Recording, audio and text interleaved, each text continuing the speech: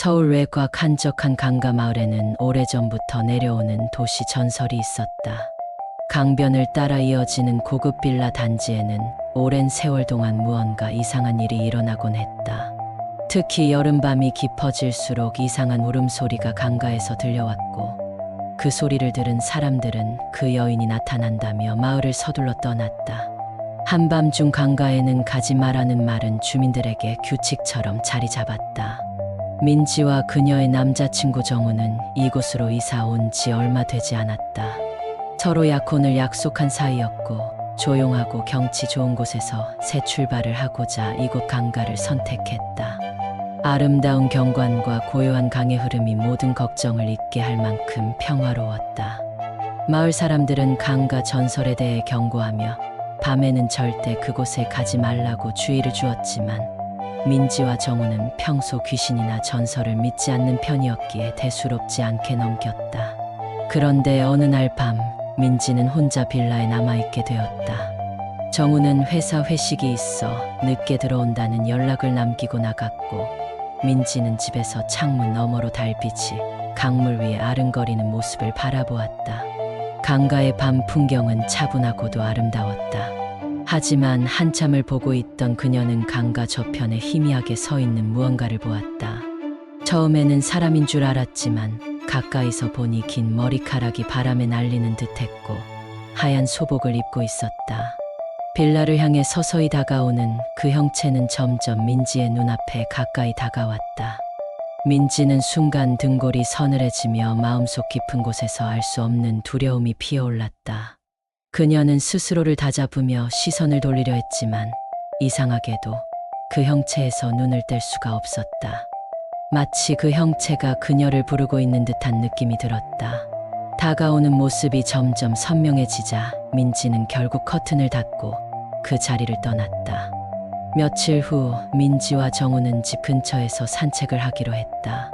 강변을 따라 이어진 산책로는 해가 질 무렵이 되자 더욱 아름다워 보였고, 두 사람은 그 경치에 감탄하며 강변을 걸었다.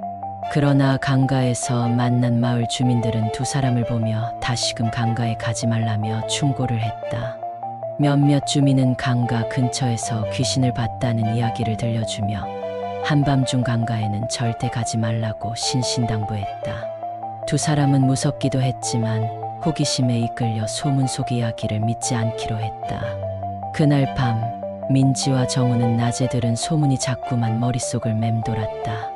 두 사람은 핸드폰과 손전등을 챙겨서 강가로 향했다. 사람들이 경고한 밤의 강가가 대체 어떤 모습인지 직접 확인해보고 싶었던 것이다. 강가로 내려간 두 사람은 낮에 봤던 강과는 다른 섬뜩할 정도로 고요한 강가를 발견했다. 잔잔히 흐르는 강물 위로 달빛이 반사되어 은은하게 빛났고, 강 주변에는 아무도 없었다. 민지는 두려움을 느꼈지만 정우는 그런 그녀를 웃으며 다독였다. 두 사람은 강가를 따라 걸으며 이야기를 나누다 한참을 지나자 강가 반대편에서 희미하게 반짝이는 무언가를 발견했다. 강물 속에서 희미하게 빛나고 있는 그 무언가는 사람의 손목을 감싼 듯한 뱅글뱅글 돌고 있었다. 정우는 호기심에 이끌려 민지에게 잠시 기다리라고 하고 강물 쪽으로 가까이 다가갔다. 민지는 정우를 불안한 눈빛으로 바라보며 그가 돌아오기를 기다렸는데 그때였다. 갑자기 그녀의 귀에 아주 희미한 흐느낌 소리가 들리기 시작했다. 흑흑, 왜 나를 두고 갔나요? 처음에는 바람 소리인 줄 알았으나 이내 소리가 점점 또렷해졌다. 그 소리는 애절하면서도 공허한 울음소리로 변하며 민지의 온몸을 서늘하게 만들었다. 그 순간 민지의 눈에 정훈의 옆에 누군가가 서 있는 모습이 보였다. 긴 머리카락을 늘어뜨린 하얀 옷의 여인이 정훈의 곁에 서서 그를 응시하고 있었다. 그 여인의 모습은 희미하게 보였으나 그녀의 눈빛은 차갑고도 원망이 가득했다. 민지는 소리 없이 입을 벌려 정훈을 부르려 했지만 목소리가 나오지 않았다. 그 여인은 정훈을 똑바로 응시하며 슬픈 목소리로 속삭였다. 왜 나를 두고 갔나요? 왜 날 버렸나요? 민지는 공포에 질려 몸을 돌려 도망치려 했지만 발이 땅에 붙은 듯 꼼짝하지 않았다. 정훈 역시 그 여인의 목소리에 홀린 듯 움직이지 못했고, 두 사람은 마치 그 자리에서 얼어붙은 듯 여인의 원망 어린 시선에 사로잡혔다. 민지는 간신히 정신을 차리고 정훈의 이름을 크게 불렀다. 그녀의 외침에 정훈은 잠깐 정신을 차린 듯 그녀를 바라봤고 그제야 여인의 모습은 흐려지며 서서히 사라졌다. 민지는 정훈의 손을 붙잡고 서둘러 강가에서 벗어나기 위해 전력을 다해 뛰었다. 집으로 돌아오는 길에 정훈은 아무 말 없이 침묵을 지켰다. 그가 겪은 일에 대해 물어도 그는 고개를 저을 뿐 아무런 대답을 하지 않았다. 그날 이후 정훈은 밤마다 악몽에 시달리기 시작했다. 꿈속에서 하얀 옷을 입은 여인이 그를 붙잡고 끊임없이 왜 나를 두고 갔냐며 눈물을 흘리는 모습이었다. 그녀는 원망 가득한 눈으로 그를 바라보며 그를 강물 속으로 끌어들이려 했고 그 꿈은 점점 더 선명해지며 정훈의 정신을 갉아먹었다. 정훈의 상태는 점점 악화되었고 민지 또한 그의 악몽 때문에 잠을 설쳤다. 정훈은 자꾸만 혼자 강가로 나가려 했고 민지는 그를 말리려 했지만 정훈은 마치 강가에 이끌리는 듯한 눈빛으로 힘없이 강가를 바라보았다. 얼마 후 정훈은 결국 민지의 만류에도 불구하고 혼자 강가로 나갔다.